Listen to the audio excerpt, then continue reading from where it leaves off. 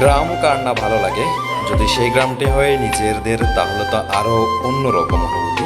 Hello guys, আসসালামু আলাইকুম। আপনাদের মাঝে নতুন আরেকটি ব্লগ ভিডিও নিয়ে এসেছি। আজকে আপনাদের দেখাবো আমাদের 7 নম্বর ওয়ার্ডের একটি নতুন রাস্তার ভিডিও।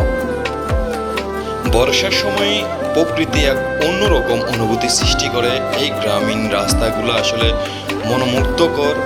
যতটাই দেখি ততটাই গ্রামীণ মায়ায় পড়ে যায়, আটকা পড়ে থাকি। যারা দূর দূরান্ত থেকে ভিডিওগুলো দেখছেন, যারা এই এলাকার বাসিন্দা, যে মানুষগুলা গ্রাম পছন্দ করে, তাদের জন্য ভিডিওটা করে থাকি। আসলে প্রতিনিয়তই আমি চেষ্টা করি বাহিরে প্রবাসে যারা আছেন তাদের জন্য নিজের এলাকার এক এক দিন এক এক রাস্তার দৃশ্য কিংবা নিজ গ্রামের প্রাকৃতিক দৃশ্যগুলো তাদের মাঝে তুলে ধরার জন্য।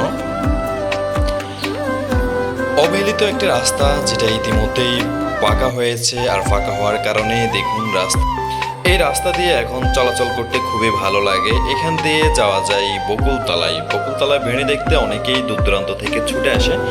তবে ভেড়ি রাস্তার কাজও চলমান বর্তমানে। আমাদের এই রাস্তাটি খুবই সুন্দর এবং এখান দিয়ে খুব দ্রুত বেড়িতে ওঠানো যায়। তাই আমরাও চলে আসলাম বেড়িতে কিছুটা সময় আড্ডা দেওয়ার জন্য।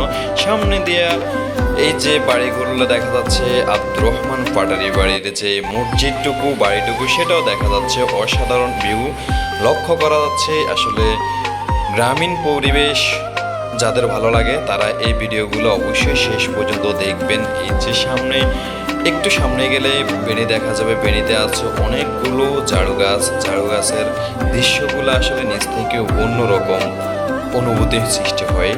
আপনারা জানেন যে ছোটবেলায় শৈশবে আমরাও এখানে আসি ফুটবল ক্রিকেট খেলায় মেতে উঠতাম। বর্তমানে আমাদের নতুন প্রজন্মের পোলাপাইনও কিন্তু খেলাধুলা করতে আছে।